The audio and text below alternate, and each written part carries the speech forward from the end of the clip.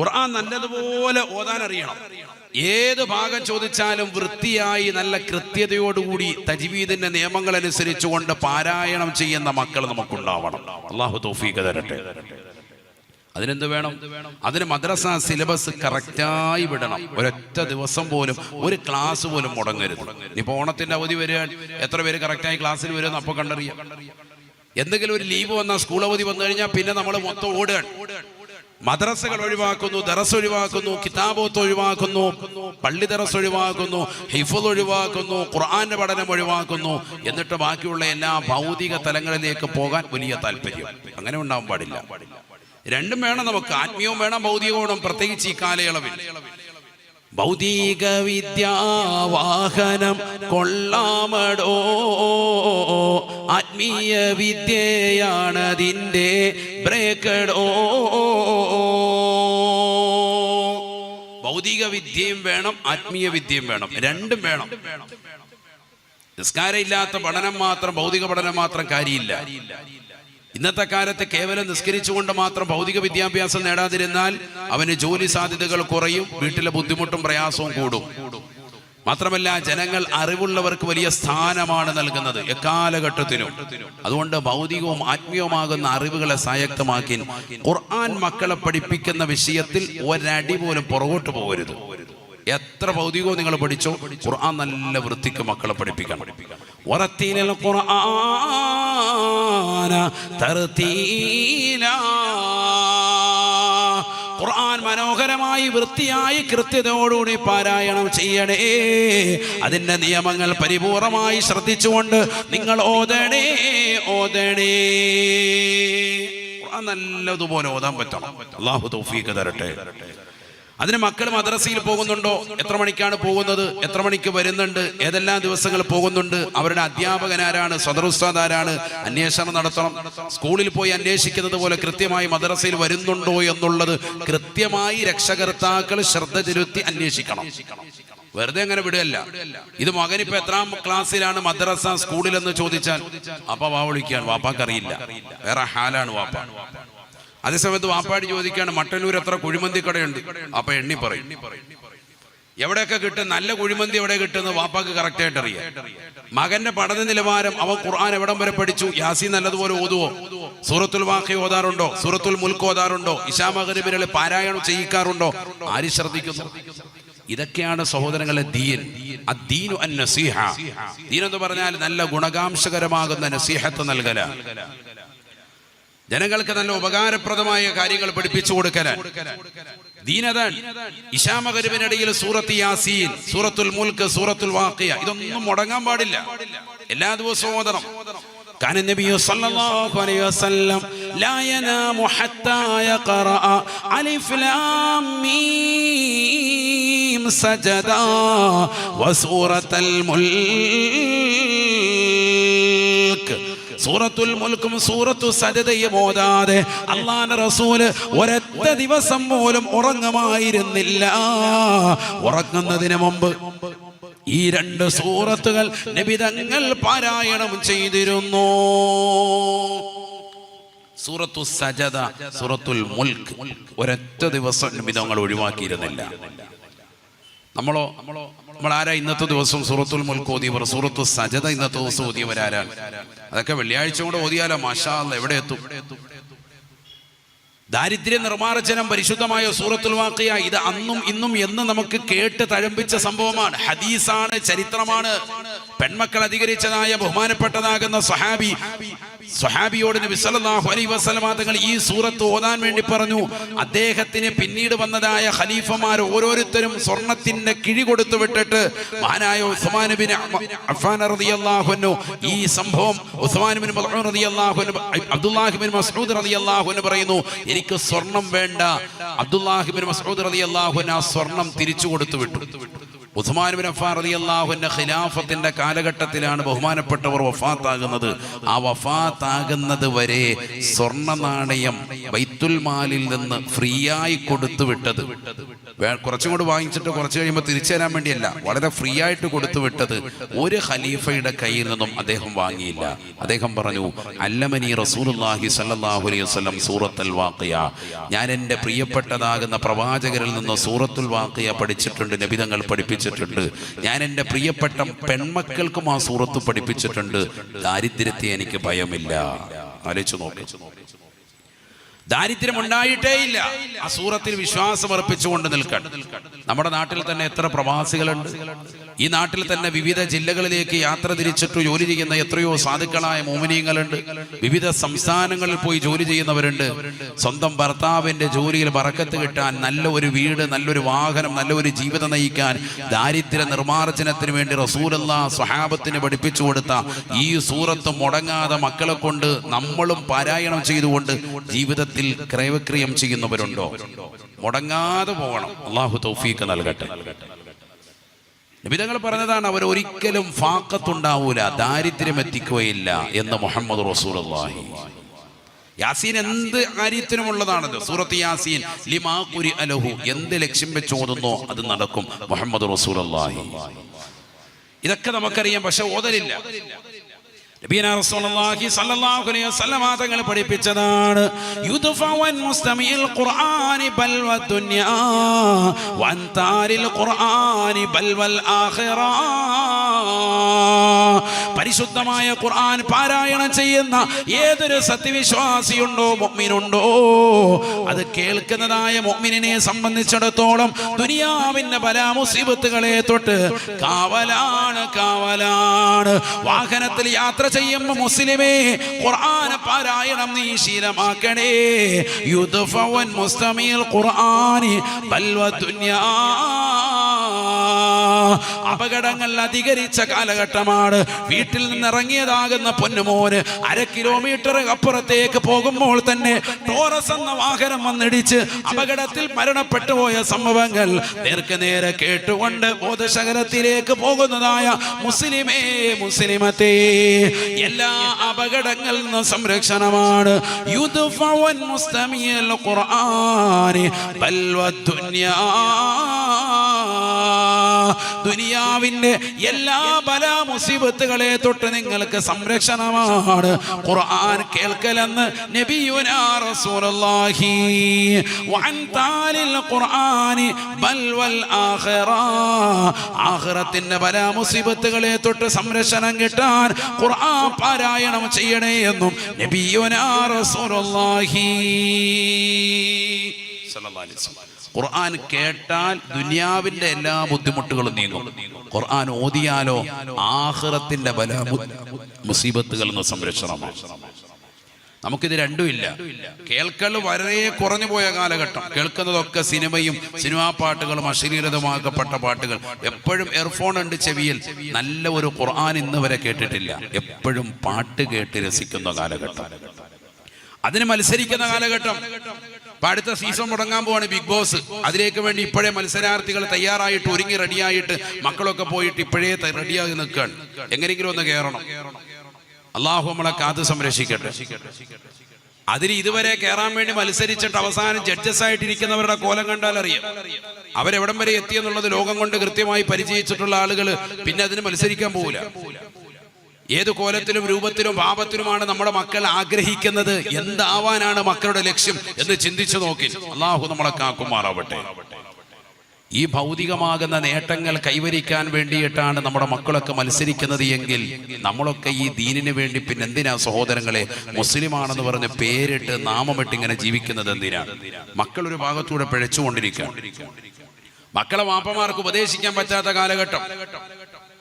ഉപദേശിച്ചതാകുന്ന ഒരു വാപ്പയെ പോക്സോ കേസിൽ കൊണ്ടുപോയി കുടുക്കി ഒരു മകൾ. കഴിഞ്ഞ ദിവസം അദ്ദേഹം ജയിൽ മോചിതനായി വന്നുകൊണ്ട് സോഷ്യൽ മീഡിയയിൽ പറഞ്ഞ രംഗങ്ങൾ ഈറനണിയിക്കുന്നതാണ്, കണ്ണീര് വരുത്തുന്ന വർത്തമാനമാണ്. സ്വന്തം മകളെ ഉപദേശിച്ചു. അവൾ മറ്റൊരു കാമുകനുമായി രഹസ്യമായി വീട്ടിൽ വന്നുകൊണ്ട് കയറുന്നത് പിടികൂടിയതാകുന്ന പ്രിയപ്പെട്ട പിതാവ് ഉപദേശ നിർദ്ദേശങ്ങൾ കൊടുത്തതിന്റെ പേരിൽ ഈ പിതാവ് എന്നെ കയറി പിടിച്ചു എന്ന് പരസ്യമായി പറഞ്ഞ് വീട്ടിൽ പോലീസിനെ വരുത്തിയോ. അദ്ദേഹത്തെ വന്ന് കയ്യാമം വെച്ച് കൊണ്ടുപോകുമ്പോൾ എന്തിനാണ് തന്നെ കയ്യാമം വെച്ച് കൊണ്ടുപോകുന്ന അറിയാത്ത സാധുവായ പ്രായം ചെന്ന മനുഷ്യൻ അവസാനം ഭാര്യ മത്സരിച്ച് പിറകെ പോയിക്കൊണ്ട് അവസാനം കേസ് നടത്തി 4.5 മാസത്തിന് ശേഷം അദ്ദേഹം ജയിലിൽ മോചിതനായി വീട്ടിൽ വരുന്നു. അഭിമാനം മുഴുവനും ക്ഷതം വന്നുപോയി. അദ്ദേഹം പറയുന്നു, ഈ ഇടയ്ക്ക് എനിക്കൊരു പരോള് കിട്ടി. എന്റെ സ്വന്തം ഭാര്യയുടെ സഹോദരൻ ആങ്ങള വന്നുകൊണ്ട് എന്നെ കൂട്ടിക്കൊണ്ടുപോകുന്നു. പോകുന്ന സമയത്ത് ഞാൻ 3-4 ദിവസം അങ്ങനെ 3-4 മണിക്കൂർ അങ്ങനെ വണ്ടിയിൽ തന്നെ ബാക്ക് സൈഡിൽ കടക്കുന്ന അവസാനം എന്നോട് പറഞ്ഞു, പോകുന്നത് നമ്മുടെ നാട്ടിലേക്കല്ല, നമ്മുടെ നാട്ടിലേക്കും അതിന്റെ പരിസരത്തേക്കും പോകാൻ പാടില്ല എന്ന ജാമ്യവ്യവസ്ഥയിലാണ് കോടതി വിധി വന്നിട്ടുള്ളത്, പരോൾ അനുവദിച്ചിട്ടുള്ളത്. അദ്ദേഹം പറയുന്നു, എന്നെ നീ പുറത്തു കൊണ്ടുപോകേണ്ടിയിരുന്നല്ലോ. കാരണം ഏറ്റവും വലിയ നാണക്കേടും മാനക്കേടും ഉണ്ടായി. സ്വന്തം നാട്ടിലേക്ക് കാലുകുത്താൻ പറ്റാത്ത അവസ്ഥ. നാട്ടുകാര് സമൂഹം അദ്ദേഹത്തെ ഒറ്റ കണ്ണോടുകൂടി കാണുന്നു. അദ്ദേഹം മോശപ്പെട്ടതാകുന്ന ശൈലി സ്വന്തം മകളോട് വരെ അവലംബിച്ചു എന്ന ശൈലി. എന്തിനാണ്? മകളെ ഒന്ന് ഉപദേശിച്ചതിന്റെ പേരിൽ.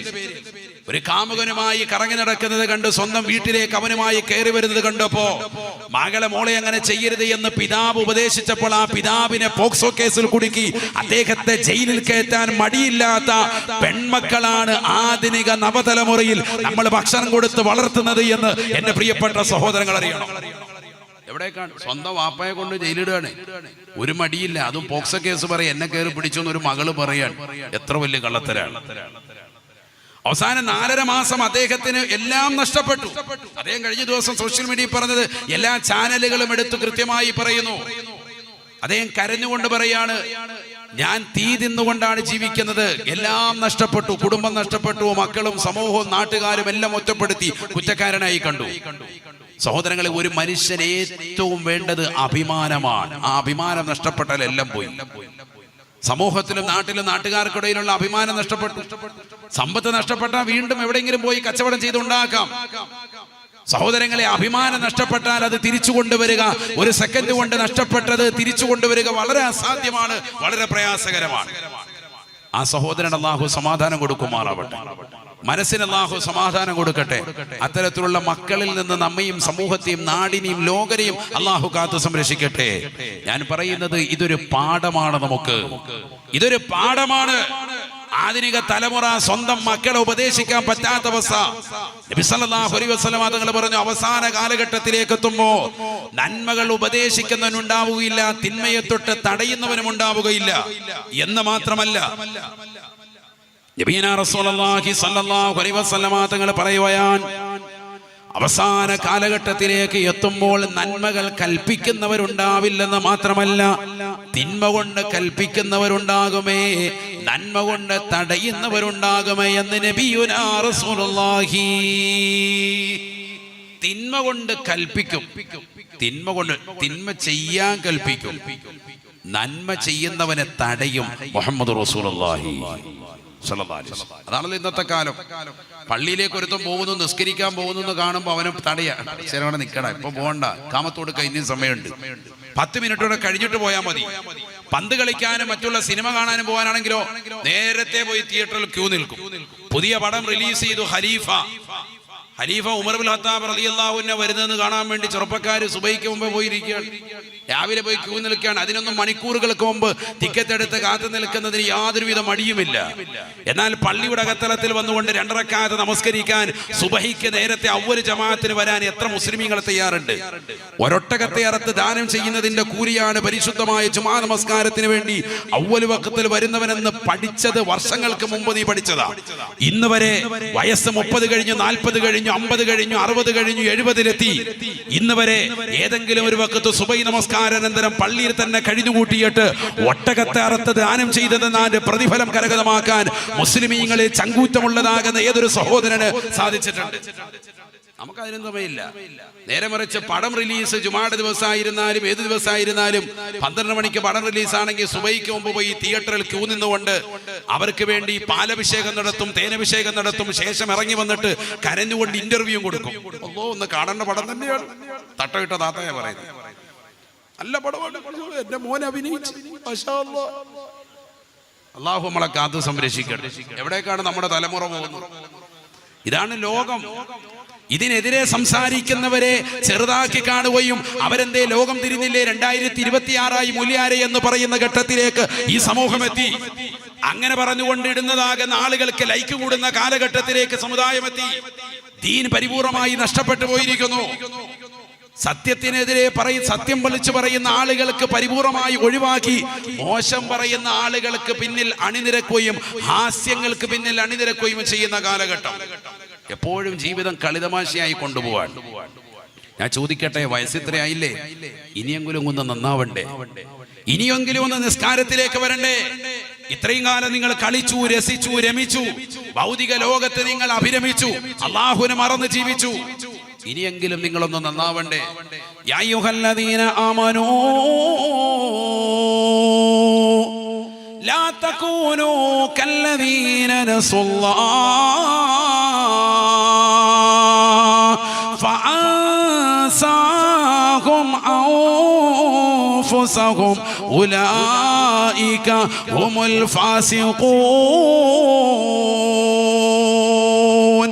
പരിശുദ്ധമായ ഖുർആനിലൂടെ അല്ലാഹു ഉറപ്പെടുത്തുകയാണ്, അല്ലയോ സത്യവിശ്വാസികളെ, മുഅ്മിനീങ്ങളെ, അല്ലാഹുവിൽ വിശ്വസിക്കുന്നവരെ, പ്രവാചകരിൽ വിശ്വസിക്കുന്നവരെ, അംബിയാ മുർസലീങ്ങളിൽ വിശ്വസിക്കുന്നവരെ, മലായിക്കത്തുകൾ വിശ്വസിക്കുന്നവരെ, അന്ത്യനാളിൽ വിശ്വസിക്കുന്നവരെ, വിശ്വാസകാര്യങ്ങൾ പരിപൂർണമാക്കി ജീവിക്കുന്നവരെ, ലാ തകൂനൂ കല്ലദീന നസുല്ലാഹ്.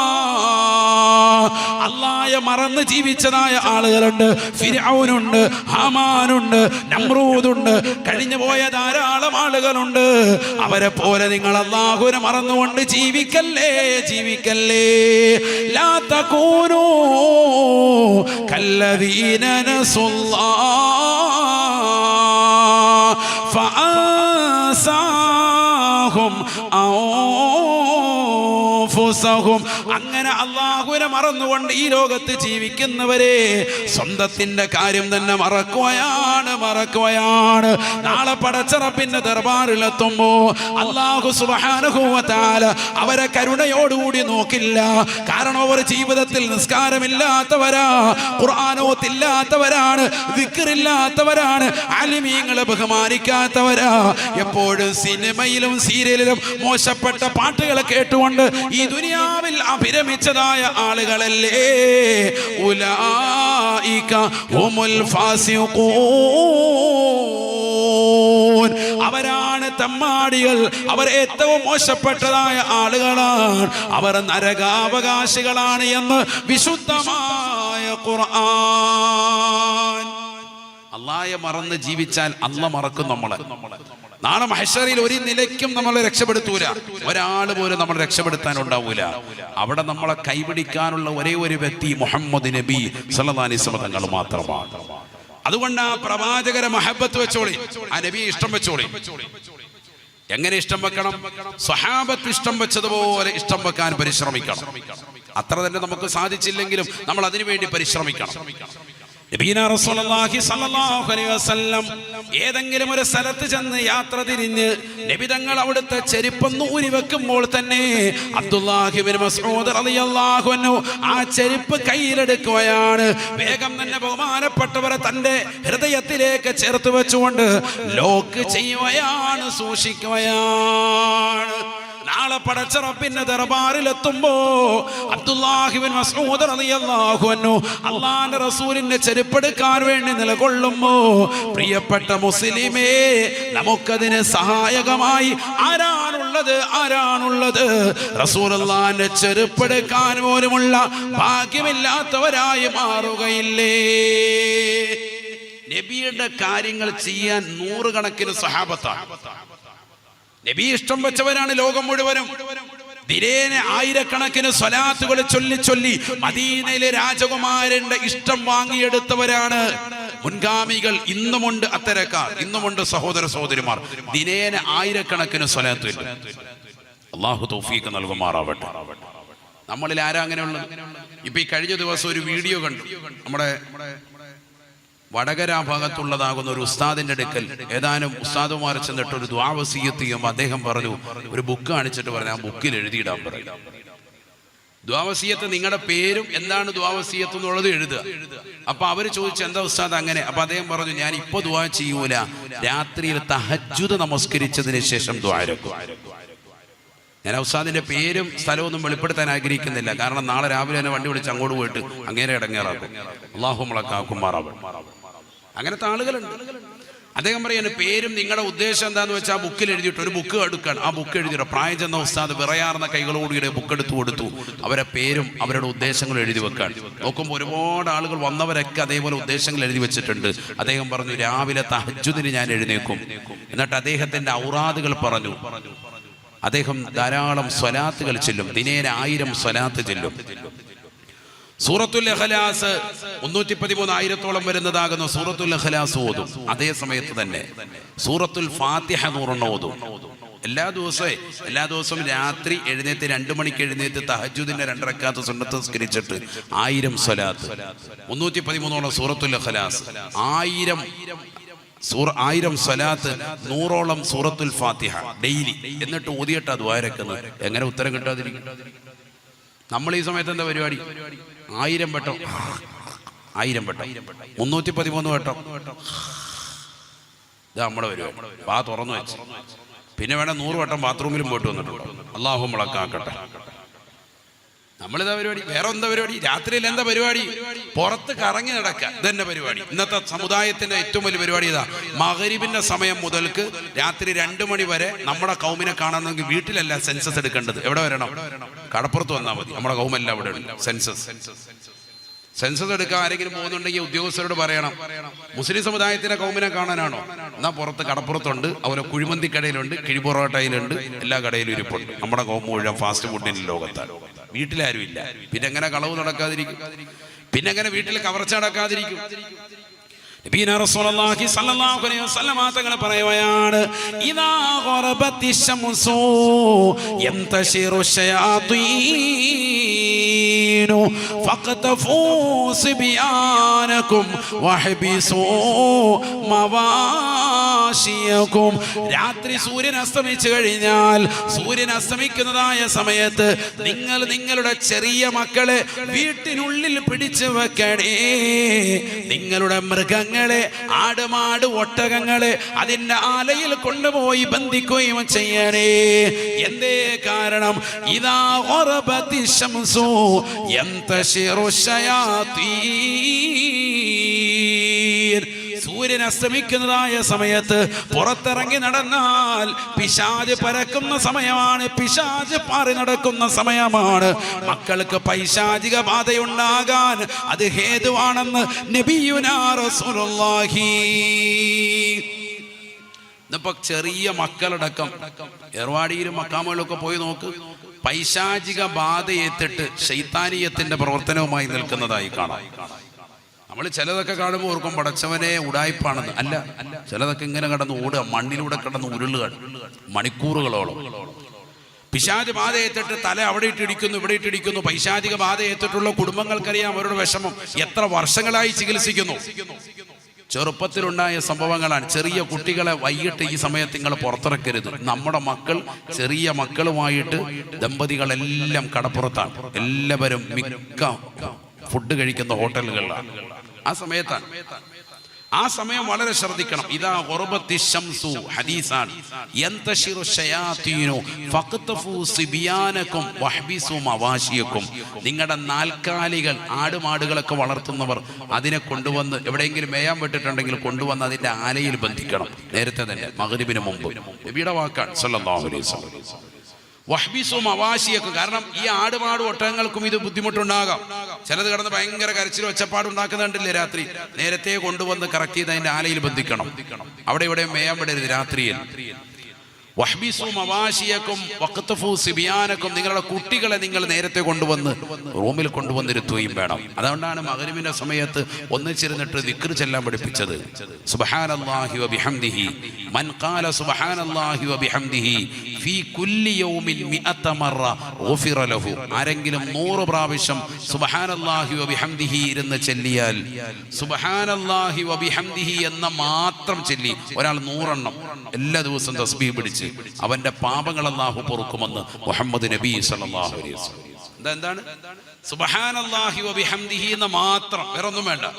ഒരാൾ 100 വട്ടം ദിനേന ചൊല്ലിയാൽ ഗുഫിറ ലഹു, പാപങ്ങൾ പുറത്തു കൊടുക്കുമെന്ന് മുഹമ്മദ് റസൂലുള്ളാഹി. മഗ്‌രിബിന് തൊട്ടു മുമ്പ് അങ്ങനെ ഇരുന്ന് ചെല്ലിയിരുന്ന ഒരു സമൂഹം ഉണ്ടായിരുന്നു. ഇന്നതൊക്കെ പോയി. ഇന്ന് പള്ളിയിൽ പോലുമില്ല. പള്ളിയിൽ ആരെങ്കിലും ചെല്ലുന്നുണ്ടെങ്കിൽ അവരുടെ കൂടെ ചൊല്ലിക്കൊടുക്കാൻ ആളില്ല. എന്തിന് മൗലിദിന്റെ സദസ്സുകളിൽ ആളില്ലാതെ പോയല്ലോ. സുന്നികളായ നമ്മൾ തന്നെ എല്ലാ വിഷയത്തിലും മുൻപന്തിയിലൊക്കെ നബിദിന റാലി നടത്തും, സംഭവങ്ങളൊക്കെ ഉണ്ട്. മൗലിദിന്റെ സദസ്സുകളിൽ പങ്കെടുക്കുന്നവർ കുറഞ്ഞു. എല്ലാം വെളിയിലാണ്. ചീരണി എടുക്കുന്ന എവിടെയാണ്? നല്ല പൊറോട്ട അടിക്കുന്ന സ്ഥലത്ത് ആചാര്യം പോയി നിൽക്കുകയാണ്. നല്ല നെയ്ച്ചോറും സംഭവം ഉണ്ടെങ്കിൽ ആചാര്യ അവിടെയാണ്. വിറക് പുരയിലാണ് ഹാജിയാരുടെ സ്ഥാനം. അല്ല, പള്ളിയുടെ ഉള്ളിൽ മൗലിദിന്റെ സദസ്സുണ്ടോ, വീട്ടിന്റെ ഉള്ളിൽ മൗലിദിന്റെ സദസ്സുണ്ടോ, അവിടെ ഇരിക്കണം, ആ സദസ്സിൽ പങ്കെടുക്കണം. അതിലാണ് ഖൈർ.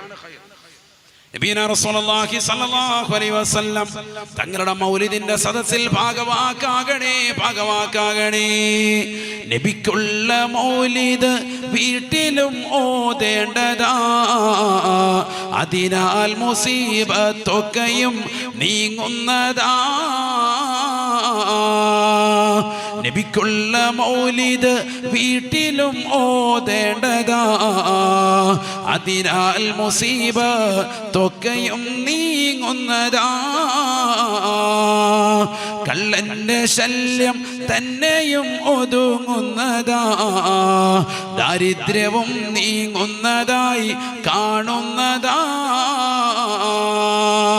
ഹറുക്കും വബ ഇവയൊക്കെയും കാക്കുന്നതാ, കണ്ണേർ ഹസദ് നീങ്ങുവാൻ ഉതകുന്നതാ. സുയൂത്ത് റളിയല്ലാഹു അൻഹു ശറഹ് ശമാഇലിൽ രേഖപ്പെടുത്തി വെച്ചതായ വസ്തുതകളെ മഹാനായ മർഹൂം ശൈഖുന തഅവ ഉസ്താദ് റഹിമഹുല്ലാഹ് അൽ മവാഹിബുൽ ജലിയയിലൂടെ ലോകരെ കൃത്യമായി പഠിപ്പിക്കുകയാണ്. നബിക്കുള്ള മൗലിദ് വീട്ടിലും ഓതേണ്ടതാ, അതിനാൽ മുസീബത്തൊക്കെയും നീങ്ങുന്നതാ. ആദരവായ പ്രവാചകരുടെ മദ്ഹ് നിങ്ങൾ ചൊല്ലണേ. പള്ളികളിൽ മാത്രമല്ല വീടുകളിലും പാരായണം ചെയ്യണേ. ഇശാ മഗ്‌രിബിന്റെ ഇടയിൽ മക്കളെ ചേർത്തിരുത്തിയിട്ട് മഖ്ബൂസ് മൗലിദ് പാരായണം ചെയ്യാൻ പ്രിയപ്പെട്ട ഉമ്മമാരെ തയ്യാറാവണേ. അതിലെ ഒരു ഹിക്കായത്തെങ്കിലും എടുത്തുദ്ധരിച്ച് ആ ബൈത്തുകൾ ചൊല്ലിക്കൊണ്ട് ബറക്കത്തെടുക്കണേ. കള്ളന്റെ ശല്യം പരിപൂർണമായി ഒഴിവാകും. കണ്ണീർ വെക്കുന്നവരുടെ കണ്ണീരിനെ തൊട്ട്, അസൂയ തൊട്ട്, നിങ്ങൾ നശിച്ചു കാണാൻ ആഗ്രഹിക്കുന്നവരുടെ മാരണങ്ങളെ തൊട്ട്, എല്ലാവിധമാകുന്ന മോശമാകുന്ന മുസീബത്തുകളില്ലയോ, എല്ലാവിധമാകുന്ന ബലാ മുസീബത്തുകളെ തൊട്ട് കാവലാണ്. നബിയുടെ മദ്ഹ് ചൊല്ലിയാൽ അല്ലാഹു തൗഫീഖ് നൽകട്ടെ. നബി സല്ലല്ലാഹു അലൈഹി വസല്ലമ തങ്ങളെ ആക്ഷേപിച്ചുകൊണ്ട് മോശപ്പെട്ട കവിതകളെ ചൊല്ലിക്കൊണ്ട് മക്കയിലെ മുശ്രിക്കീങ്ങൾ നിലകൊള്ളുമ്പോ അവർക്ക് എതിരിൽ മനോഹരമായ കവിതാ ശകലങ്ങൾ തീർക്കുകയാണ് മഹാനായ ഹസ്സാൻ ഇബ്നു സാബിത്ത് റളിയല്ലാഹു അൻഹു. ആരാണ് നബിയെ മദ്ഹ് ചെയ്തുകൊണ്ട് പാടുന്നത്? പ്രസിദ്ധനായ സ്വഹാബിയല്ലേ ഹസ്സാൻ ഇബ്നു സാബിത്ത് റളിയല്ലാഹു അൻഹു പാടുകയാണ്. ഹജൗത മുഹമ്മദൻ ഫഅജിബ്തു അൻഹു فعند الله في ذاك الجزاء. هجوت محمدا برا تقيا رسول الله شيمته الوفاء. നബി തങ്ങൾക്ക് എതിരിൽ മോശപ്പെട്ട കവിത ചൊല്ലി നബിയെ ആക്ഷേപിച്ചതാകുന്ന ആളുകൾക്ക് എതിരിൽ മനോഹരമായ വർണ്ണനയുള്ള കവിതകൾ ചൊല്ലി നബിയെ പുകഴ്ത്തുകയാണ് സ്വഹാബി. ഹജൗത മുഹമ്മദൻ, നീയല്ലേ നബിയെ ആക്ഷേപിച്ചുകൊണ്ട് മോശപ്പെട്ട കവിതകൾ ചൊല്ലിയത്? എന്നാൽ ഫഅജിബ്തു അൻഹു, നിനക്ക് ഞാനിതാ മറുപടി നൽകുകയാണ്. ഹസ്സാൻ ഇബ്നു സാബിത്ത് റളിയല്ലാഹു അൻഹു പറയുകയാണ്, നബിയെ ആക്ഷേപിച്ചതാകുന്ന ആളുകൾക്ക് ഞാനിതാ കൃത്യമായി മറുപടി നൽകുന്നു. ഹജൗത മുഹമ്മദൻ ഫഅജിബ്തു അൻഹു ഫഇൻദല്ലാഹി ഫീ ദാകൽ ജസാഉ.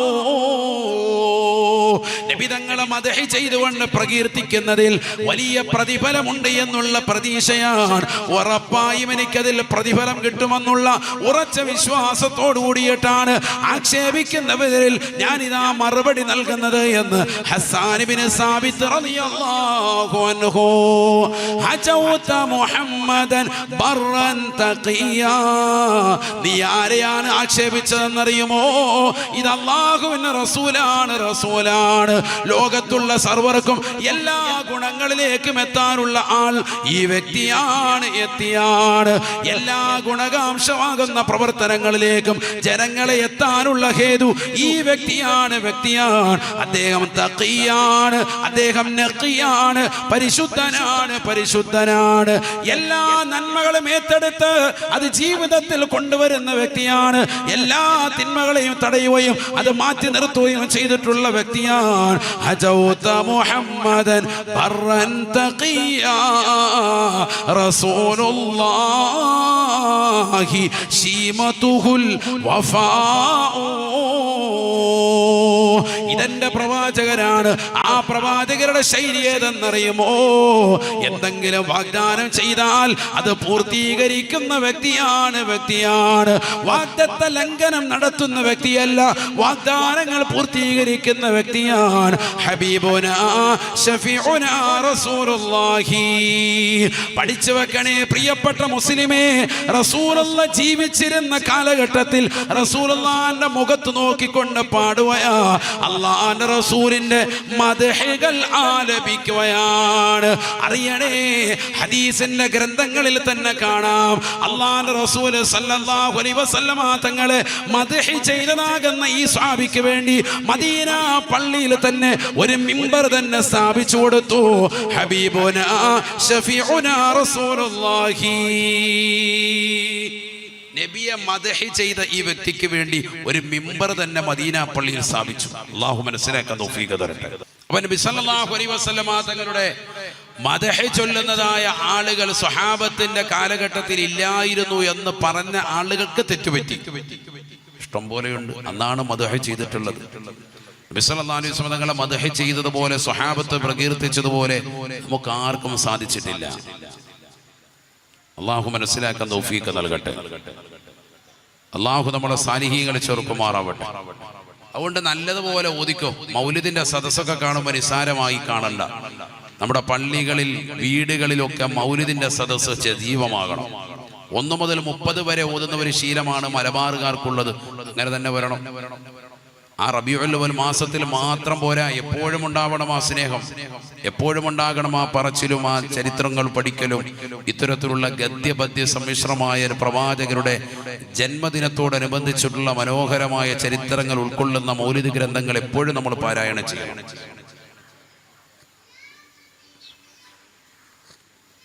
അതിൽ നമുക്ക് ഖൈറേ ഉള്ളൂ, അതിൽ നമുക്ക് ബറക്കത്തേ ഉണ്ടാവുള്ളൂ. നമ്മുടെ കുടുംബജീവിതം ബറക്കത്തുണ്ടാകും. മക്കളൊക്കെ സ്വാലിഹീങ്ങളായി തീരും. കുടുംബത്തെയൊക്കെ ചേർത്തിരുത്തിയിട്ട് ശാമകരിബിനിടയിൽ ഒരു ഹിക്കായത്തെങ്കിലും ഓതി ആ പദ്യങ്ങളൊക്കെ ചൊല്ലുന്ന ഒരു ശീലം നമുക്ക് വരണം. അല്ലാഹു തൗഫീഖ് നൽകട്ടെ. അല്ലാഹു തൗഫീഖ് നൽകട്ടെ. ومن اليسير سقى وأطعم جيشه حتى اكتفوا يسيره لم ينفدي. ആദരവായ റസൂലുള്ളാഹി സ്വല്ലല്ലാഹു അലൈഹി വസല്ലമ തങ്ങൾ ഒരു സാദാ സീത മനുഷ്യനായി കാണല്ലേ. എത്രയെത്ര മുഅ്ജിസത്തുകളാണ്, എത്രയെത്ര അമാനുഷികമായ സംഭവങ്ങളാണ് റസൂലുള്ളാഹിന്റെ ജീവിതത്തിൽ ഉണ്ടായിട്ടുള്ളത്.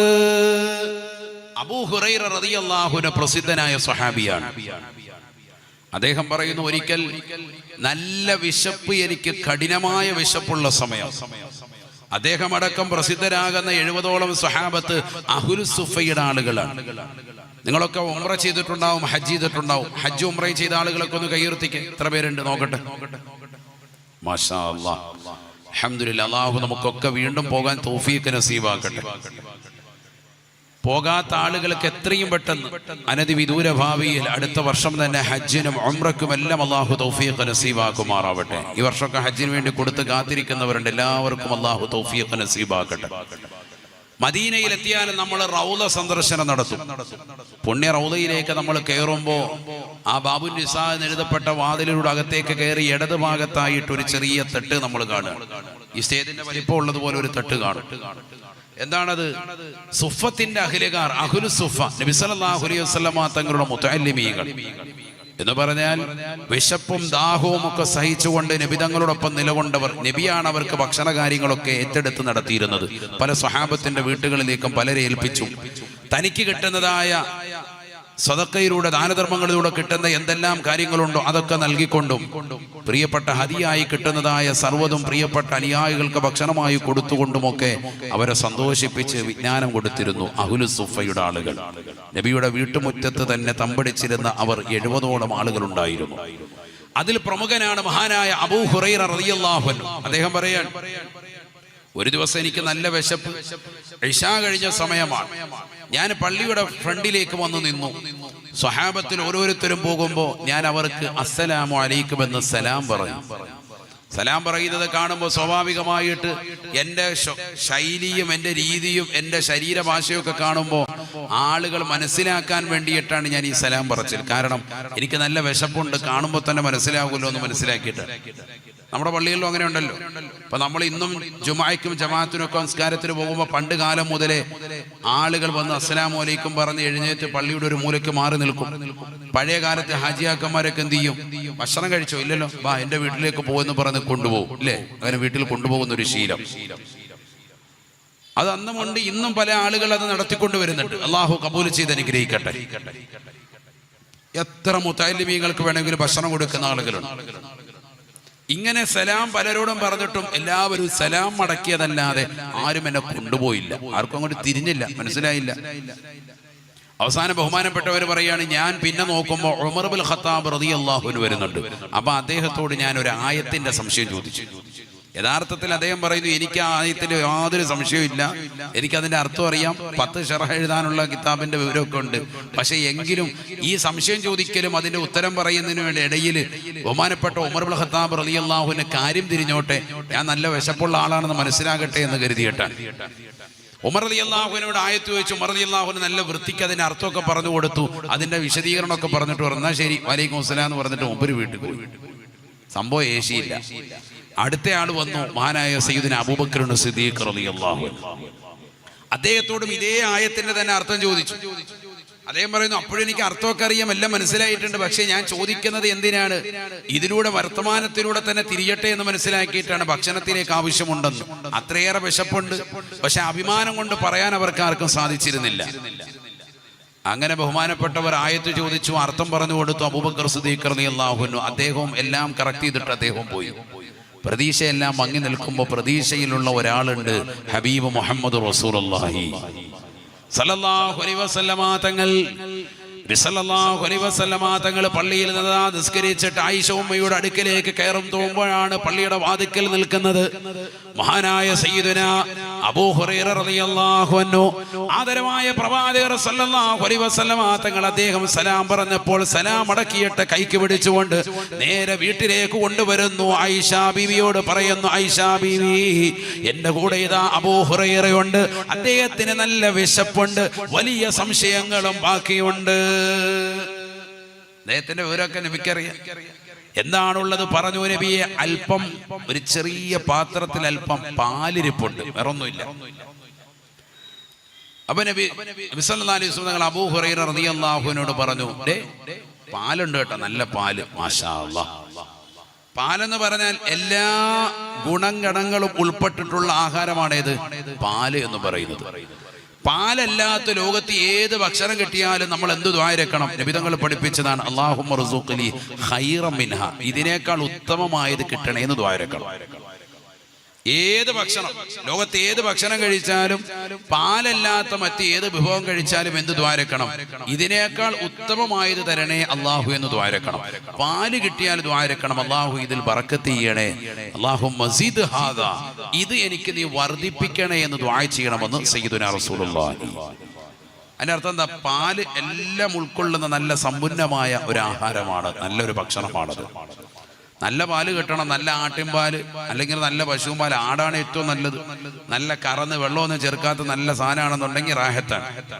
ഇപ്പൊ ഇഷ്ടം പോലെ പാൽ ഉൽപ്പന്നം ഇറങ്ങിയിട്ടുണ്ട്. പല കമ്പനിയും പല കുപ്പിയും മുരളിയ അത് ഇതെന്നൊക്കെ അറിയില്ല. ഇപ്പൊ വൈറ്റി എന്ന് പറഞ്ഞ പുതിയൊരു പാൽ ഇറങ്ങുന്നുണ്ട്, കുപ്പിപ്പാൽ ഇറങ്ങുന്നുണ്ട്, അല്ലാതെ കവർ പാലുണ്ട്, പല കമ്പനികളിലുണ്ട്. ഏറ്റവും നല്ലത് എന്താ? നമുക്ക് പരിചയസമ്പന്നരായ ആരെങ്കിലും ഇത്തരത്തിലുള്ളതാകുന്ന ആട് മാട് ഒക്കെ വളർത്തുന്നവരുണ്ടെങ്കിൽ നല്ല ആട്ടിൻപാല് തന്നെ വാങ്ങിയിട്ട് അത് കറന്ന് അത് ഡെയിലി ഒരു ഗ്ലാസ് കുടിക്കാൻ കിട്ടിയ ഏറ്റവും ബെറ്ററാണ്. നബി സല്ലല്ലാഹു അലൈഹി വസല്ലം തങ്ങൾ ഏറ്റവും ഇഷ്ടപ്പെട്ടിരുന്ന ആഹാരം, നബി തങ്ങൾ പരമാവധി കുടിച്ചിരുന്നതും അത് തന്നെയാണ്. അള്ളാഹു തൗഫീഖ് നൽകട്ടെ. അത് മക്കൾക്കൊക്കെ കൊടുക്കുക. നല്ല ബുദ്ധി കൂർമ്മത ഓർമ്മശക്തിയൊക്കെ കിട്ടും.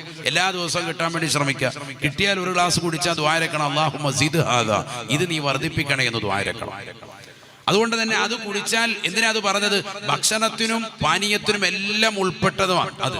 അതുകൊണ്ട് തന്നെ അബൂ ഹുറൈറ റളിയല്ലാഹു അൻഹു സന്തോഷിച്ചു. അൽഹംദുലില്ലാ, പാല് കുടിച്ച് സംതൃപ്തിയടയാ.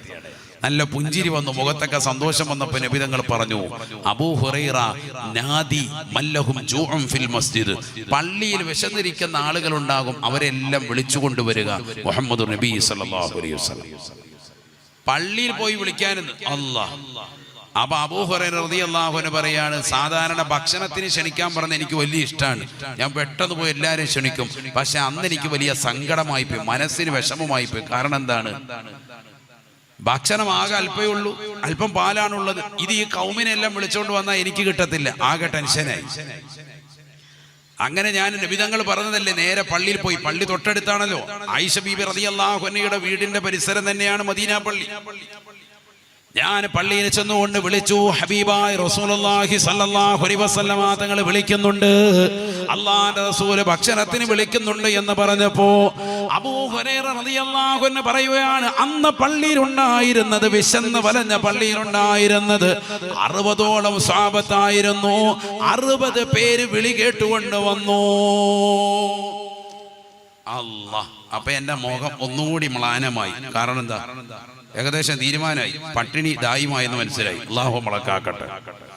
60 പേരാ വന്നിരിക്കുന്നത് ഈ പാൽ അല്പം കുടിക്കാൻ വേണ്ടി. നബി പറഞ്ഞിട്ട് പോയി വിളിച്ചതാണ്. വിളിച്ചപ്പോ പള്ളിയിൽ നിന്ന് എല്ലാവരും ഇങ്ങ് വന്ന്. അല്ലാഹു, എല്ലാവരും വീട്ടുപടിക്ക വന്നിരിക്കാൻ.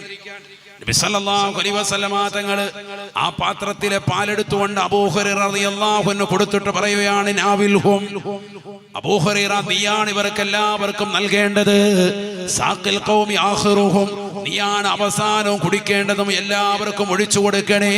ഹബീബ് മുഹമ്മദ് മുസ്തഫ പഠിച്ചു വെക്കണേ. റസൂലുള്ളാഹി ഒരു സാദാസീത മനുഷ്യനാണെന്ന് പറയുന്ന ആളുകൾ ഇന്നും ബിദ്അത്തിന്റെ ആളുകൾ സമൂഹത്തിലുണ്ട്. ഈ സമുദായത്തെ വഴിപിഴപ്പിക്കുന്ന ആളുകളുണ്ട്.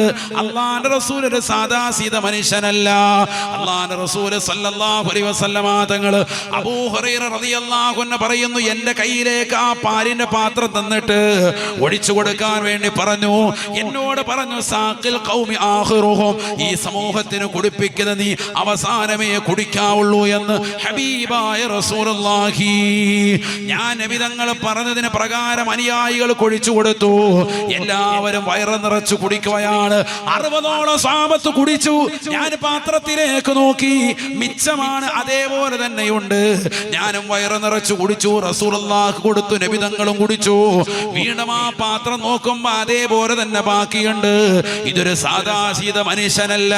അതാണ് ബഹുമാനപ്പെട്ടതാകുന്ന ഇമാമികൾ രേഖപ്പെടുത്തി വെച്ചത്. വമിനൽ സീരി സഖാ വഅതഅമ ജൈശഹു ഹത്താ തഫവ യസീറുഹു ലം യൻഫദി. ഇതൊരു സാദാസീത മനുഷ്യനായി കാണരുതേ. പരിശുദ്ധമാക്കപ്പെട്ടതാകുന്ന ഖന്തക്കിന്റെ കിടങ്ങ് കുഴിക്കുന്ന സന്ദർഭം ജാബിർ റളിയല്ലാഹു അൻഹു പറയുകയാണ്, ഞങ്ങളെല്ലാവരും വിശന്ന് വലഞ്ഞ് വല്ലാതെ ബുദ്ധിമുട്ടി നിൽക്കുകയാണ്. അല്ലാഹുവിന്റെ റസൂലാണ് പറഞ്ഞത്, 2.5 കിലോമീറ്ററോളം മതിയതാകുന്ന കിടങ്ങ് കുഴിക്കാൻ 2 മലകൾ കാണിച്ചു തന്നു. അതിനിടയിൽ വലിയ കിടങ്ങ് തീർക്കണം. മദീനയിൽ പോയി മദീന സിയാറത്ത് നടത്തിയിട്ടുള്ള വിശ്വാസികൾ കണ്ടിട്ടുണ്ടാകും. പരിശുദ്ധമാക്കപ്പെട്ട ഖന്തക്കിന്റെ പരിസരം, മസ്ജിദുൽ ഫതഹും അതിനോട് അനുബന്ധിച്ച് 7 പള്ളികളും ഇന്ന് ആ കിടങ്ങ് നിന്ന സ്ഥലം മുഴുവൻ റോഡായി പോയി. അത് 2 മലകൾക്കിടയിലുള്ള വലിയതാകുന്ന 2.5 കിലോമീറ്ററോളം നീളമുള്ള, 4 മീറ്ററോളം വലിയതാകുന്ന വീതിക്കുള്ള, 3 മീറ്ററോളം ആഴമുള്ള ഉള്ളതായ വലിയതാകുന്ന കിടങ്ങ് കുഴിക്കാൻ അല്ലാഹുവിന്റെ റസൂൽ സഹാബത്തിനോട് പറയുകയാണ്. എല്ലാ സഹാബത്തും പിക്കാസുമായി ഇറങ്ങുകയാണ്. എല്ലാവരും ഇറങ്ങിക്കൊണ്ട് വലിയ പാറകൾ വെട്ടി നിരത്തുകയാണ്.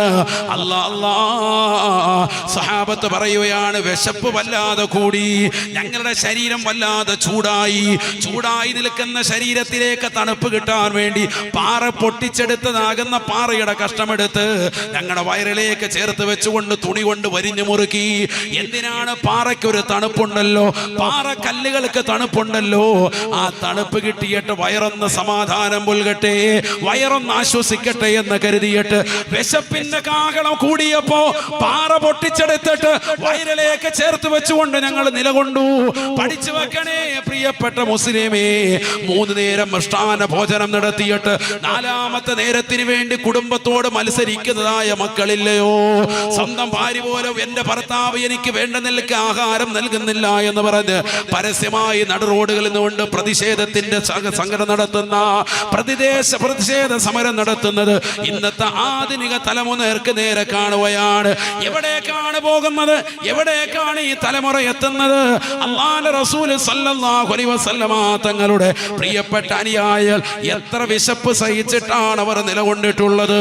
480 കിലോമീറ്റർ പരിശുദ്ധമായ മക്കയിൽ നിന്ന് മദീനയിലേക്ക് ഹിജ്റ ചെയ്ത് മദീനയിലെത്തി സുന്ദരമായ ജീവിതം നയിച്ച് മുന്നോട്ട് പോകുമ്പോ അവിടെയും നിങ്ങളെ താമസിപ്പിക്കില്ല, ഞങ്ങൾ കൊല്ലുമെന്ന് പറഞ്ഞുകൊണ്ട് പരിശുദ്ധമാക്കപ്പെട്ട മദീന മണ്ണിലേക്ക് മക്കയിൽ നിന്ന് 10,000-ഓളം വരുന്നതായ ശത്രുക്കൾ പ്രവാചകരെയും അനുയായികളെയും ഉന്മൂലനം ചെയ്യാൻ വേണ്ടി ഊരിപ്പിടിച്ച വാളുമായി കടന്നു വരുമ്പോ അവർക്ക് യുദ്ധമില്ലാത്ത സാഹചര്യം ഉണ്ടാക്കാൻ 2 മലകൾക്കിടയിൽ കിടങ്ങ് കുഴിച്ചുകൊണ്ട് നമുക്ക് രക്ഷാകവചം തീർക്കാമെന്ന് മഹാനായ സൽമാനുൽ ഫാരിസി റളിയല്ലാഹു അൻഹു പറയുമ്പോ നബിതങ്ങൾ അനുയായിയുടെ വാക്ക് കേട്ടുകൊണ്ട് 2.5 കിലോമീറ്ററോളം ദൈർഘ്യതയിലുള്ള വിശാലമായ കിടങ്ങ് കുഴിച്ചു നിൽക്കുമ്പോ വിശന്ന് വലഞ്ഞ സഹാബത്ത് പാറക്കല്ലിന്റെ ചീലെടുത്തുകൊണ്ട് വയറിൽ വെച്ച് കെട്ടിക്കൊണ്ട് നിലകൊള്ളുന്നു.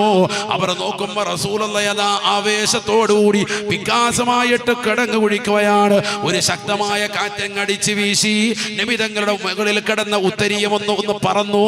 ഞങ്ങൾ നോക്കുമ്പോ നബിതങ്ങളുടെ വയറ്റില് 2 പാറക്കല്ല് 2 സൈഡിലായി കെട്ടിവെച്ചിരിക്കുന്നു. വിശപ്പിന്റെ വിളിയാളം റസൂലുള്ളാഹിക്ക് വല്ലാതെ ഉണ്ടെന്ന് ഞങ്ങൾ മനസ്സിലാക്കി. ഇതൊരു സാദാസീത മനുഷ്യനല്ല, കാരുണ്യത്തിന്റെ കരസ്പർശം കൊണ്ട് മാലോകരുടെ മനതലങ്ങളെ മദീനയിലേക്ക് മാടി വിളിച്ച ഹബീബ് മുഹമ്മദ് മുസ്തഫ. ആരാണ് ഈ വിശപ്പിന്റെ കാഹളം മുറുക്കി പരിശുദ്ധമാക്കപ്പെട്ടതാകുന്ന മദീനയിൽ ഖന്തക്കിന്റെ കിടങ്ങ് കുഴിക്കുന്നത്? അറബ് നാട്ടിലെ മാമലകൾ മുഴുവനും കനകക്കൊട്ടാരമായി തിരുസവിധത്തിലേക്ക് തരട്ടെ എന്ന് ജിബ്രീൽ അലൈഹിസ്സലാം എന്നുകൊണ്ട് ചോദിക്കുമ്പോ വേണ്ട എന്ന് പറഞ്ഞുകൊണ്ട് പരിത്യാഗത്തിന്റെ ആത്മീയ വലയത്തിലേക്ക് ഉൾവലിഞ്ഞ് ലോകത്തിന് മുഴുവനും മാതൃക കാട്ടിയ ഒരേ ഒരു നേതാവ് ഹബീബ് മുഹമ്മദ് മുസ്തഫ. ആ പ്രവാചകനാണ് വിശന്ന് വലഞ്ഞതിന്റെ പേരിൽ 2 പാറക്കല്ലിന്റെ ചീലെടുത്തുകൊണ്ട് വയറിലേക്ക് ചേർത്ത് വെച്ച് തുണി കൊണ്ട് പൊതിഞ്ഞുകൊണ്ട് പ്രവാചകർ നിൽക്കുന്നത്. ഇത് കണ്ട ജാബിർ റളിയല്ലാഹു അൻഹു പറയുകയാണ്, എനിക്ക് സഹിച്ചില്ല. ഞാൻ വേഗം വീട്ടിലേക്ക് പോയി എന്റെ പ്രിയപ്പെട്ട ഭാര്യയോട് വിഷമം പറഞ്ഞു. ഭാര്യ പറഞ്ഞു, അല്പം ഇതാ കഷ്ണമുണ്ട്, അല്പം ഇതാ മാംസമുണ്ട്, നബി തങ്ങൾക്ക് വേണ്ടിക്കാൻ നബിയും കൂടെ 2 പേരെയും ക്ഷണിക്കാം. അങ്ങനെ പത്തിരി മാവ് കൊണ്ട് ചുടാൻ കൽപ്പിച്ച് ഞാൻ വേഗം നബിയെ വിളിക്കാൻ പോയി. അല്ലാഹുവിന്റെ റസൂലിനോട് പറഞ്ഞു, നബിയേ, തങ്ങൾക്കും 2 പേർക്കുമുള്ള അവസരമുണ്ട് റസൂലേ, വീട്ടിലേക്കൊന്ന് വന്നാലും വിശന്ന് വലഞ്ഞു നിൽക്കുകയല്ലേ, തങ്ങൾക്ക് ഞാൻ ഭക്ഷണം തരാം റസൂലേ, എന്റെ വീടൊന്നടുത്താണ്, വരുമോ റസൂലേ എന്ന് പറഞ്ഞുകൊണ്ട് നബി തങ്ങളെ ക്ഷണിക്കുമ്പോ അല്ലാഹുവിന്റെ റസൂല് കൈയടിച്ചിട്ട് സഹാബത്തിനെ വിളിക്കുകയാണ്. 1500ഓളം വരുന്ന സഹാബത്തിനെ വിളിച്ചിട്ട് പറയുകയാണ്, സഹാബ, നമുക്കെല്ലാം വിരുന്നുണ്ട്. ബഹുമാനപ്പെട്ട ജാബിർ റളിയല്ലാഹു അൻഹു വീട്ടിലാണ് ഭക്ഷണം ഒരുക്കിയിട്ടുള്ളത്. സൽക്കാരത്തിന് വേണ്ടി റസൂലുള്ളാഹി ക്ഷണിച്ചു കൊണ്ടുവരുന്നത് ഒരാളെയല്ല, 2 പേരെയല്ല, 3 പേർക്കുള്ള ഭക്ഷണ തലികയിലേക്ക് 1500 പേരെ ക്ഷണിക്കുകയാണ്. ഇന്നും ലോകം ചർച്ച ചെയ്യപ്പെടുന്ന ഏറ്റവും വലിയ മനോഹരമായ ചരിത്രമാണ്. 10 പേരെ വിരുന്നൂട്ടുന്നിടത്ത് 20 പേരും ഒക്കെ, ഒരു 30 പേരും ഒക്കെ, 50 പേര് ശരി. ഇത് എത്ര പേരെയാണ്? 3 പേർക്കുള്ള പത്തിരി കഷ്ണത്തിലേക്ക് 1500 പേരെ വിരുന്നൂട്ടാൻ നബി തങ്ങൾ ക്ഷണിക്കുകയാണ്. ജാബിർ റളിയല്ലാഹു അൻഹു വീട്ടിലെത്തി.